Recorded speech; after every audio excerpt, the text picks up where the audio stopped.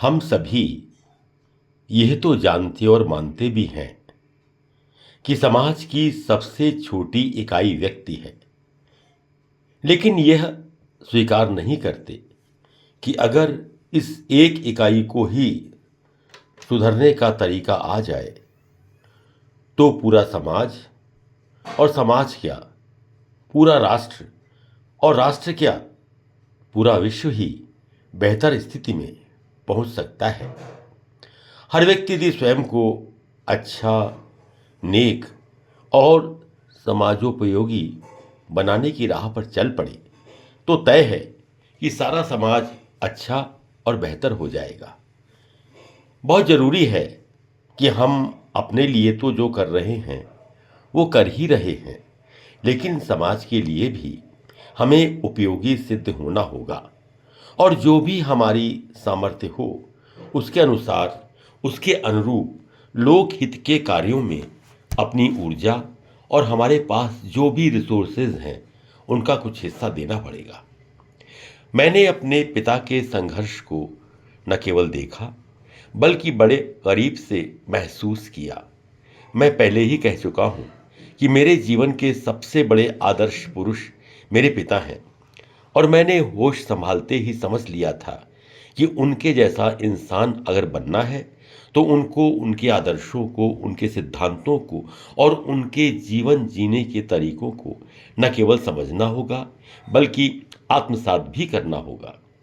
कठिन से कठिन परिस्थितियां आईं और हर एक किसी के जीवन में आती ही हैं, किंतु मेरे पिताजी की खास बात यह थी कि वह बड़ी सहजता से उनका मुकाबला करते थे। मैंने उनको कभी बहुत अस्त व्यस्त या बहुत जल्दी से काम निपटाने की स्थिति में नहीं देखा। वे जो भी कदम उठाते थे बहुत सोच समझकर, निर्णय लेकर और ठोस कदम उठाते थे। उसमें उनकी लगन और मेहनत की ईंटें और गहन संकल्प का सीमेंट शामिल था। एक और विशेषता उनके व्यक्तित्व की ये थी कि वो किसी भी परिस्थिति में अपने मस्तिष्क का संतुलन बनाए रखते थे और हर विषम परिस्थिति का सामना बड़ी सक्षमता से करते थे। उनके साथ मेरा जीवन बड़ा ही आनंदपूर्ण बीता। बाद में भाइयों के साथ भी लगभग 15 वर्ष मैंने हिल मिलकर और बड़े ही आनंददायक वातावरण में बिताए। घर हो, परिवार हो या व्यवसाय, समय की गति है कि पार्टीशन तो होता ही है और यह स्वाभाविक भी है। संयुक्त परिवारों में जब पार्टीशन होता है तो भाई अलग अलग हो जाते हैं और यह भी सच है कि जब किसी पेड़ की डाली टूटती है तो उसकी आवाज़ सुनाई तो पड़ती ही है। यह भी सच है कि बंटवारे में जिसके हिस्से में जो भी आता है वो हमेशा अधूरा ही आता है और उसको इस अधूरे को संपूर्णता का रूप देने की जिम्मेदारी होती है। हमारे यहाँ भी जो पार्टीशन हुआ था उसमें कमोवेश ये सारी स्थितियां थीं, लेकिन हमारे मन में एक दूसरे के प्रति कोई कटुता नहीं थी। बड़े सामान्य भाव से हमने बंटवारे को स्वीकार किया था और जहाँ तक मेरी बात है, मैंने भी बड़े सहज रूप में स्वीकार कर यह तय किया कि जो कुछ भी आज विरासत में मुझे मिला है उसे अपने पिता के आदर्शों पर चलकर, उनके सिद्धांतों को अपनाकर और उनके चिंतन को आधार बनाकर मुझे अपने लक्ष्य तक पहुंचना है और अपने व्यापार को पुनर्स्थापित करना है। भाइयों के साथ जब मैंने काम किया था तो हम सबकी मेहनत, साथ और सहयोग ने उस काम को अंजाम तक पहुंचाया था। उसी मेहनत और लगन को मैंने अपना आधार बनाया और अपने व्यापार की पुनर्स्थापना की।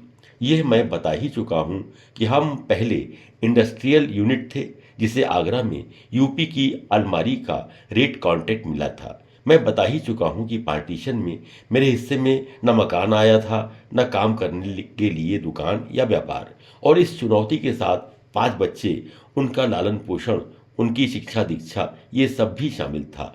लेकिन आत्मबल मेरा सबसे बड़ा सहारा था और मैंने इस चुनौती की समस्या का सामना इसी आत्मबल से किया।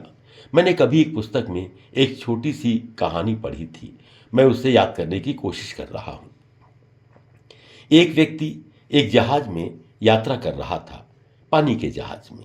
संयोग से बीच सागर में जहाज क्षतिग्रस्त हो गया और बहुत कोशिश करके भी जहाज को बचाया न जा सका।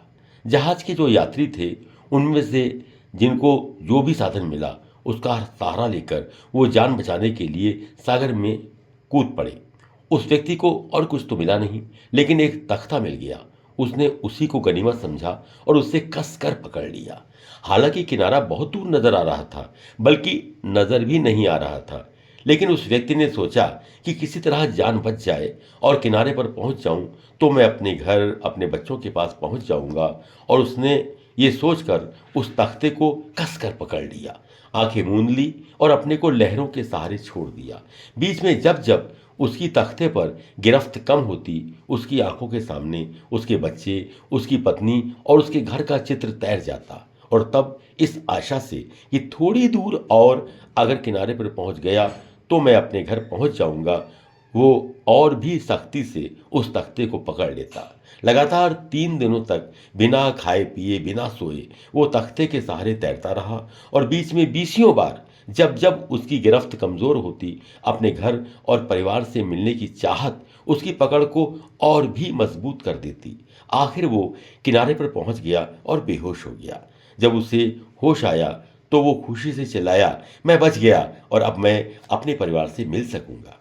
ये कहानी मैंने बहुत पहले कहीं पढ़ी थी, लेकिन कहते हैं ना कि अवचेतन आपको, आपके कार्यों को बहुत प्रभावित करता है। इस कहानी में छुपा जो प्रेरणादायक संदेश है वह मेरे अचेतन में हमेशा के लिए स्थायी हो गया। और मैं बंटवारा, भाइयों का साथ, आधे अधूरेपन की कसक, सब कुछ भूल कर एकाग्रता के साथ अपने व्यापार और गृहस्थी पर केंद्रित हो गया और दोनों को ही मैंने पुनर्स्थापित कर लिया। मैं अनुभव करता हूं कि सकारात्मक दृष्टि लेकर कोई भी कार्य किया जाए तो आप सफल होंगे ही होंगे।